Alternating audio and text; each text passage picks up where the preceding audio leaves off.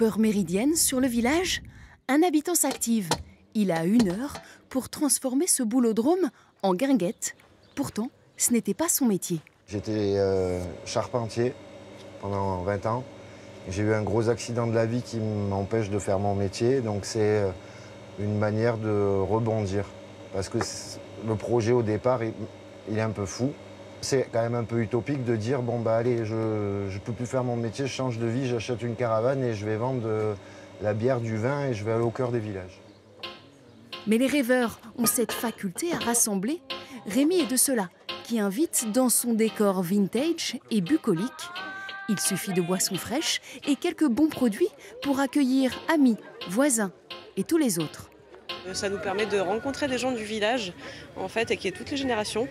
Donc ça crée du lien et voilà, c'est convivial.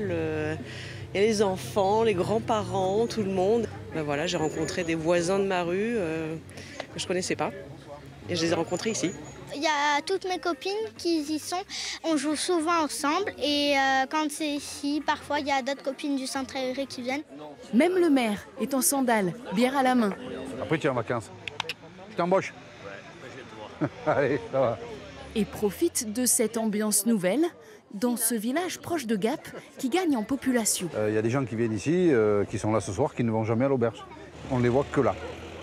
Donc c'est intéressant parce que ça permet aux uns et aux autres de discuter. Moi, quand je passe, je ne viens pas tous les mercredis évidemment, mais ça leur permet de m'interpeller sur X sujet, peu importe. Je suis là pour ça. Et donc c'est très intéressant. Rémi déplace désormais sa caravane toute la semaine dans les villages alentours. Mais chut, les habitants ne seraient plus les seuls à en profiter. On viendrait même des villes pour ce rendez-vous comme une joyeuse parenthèse.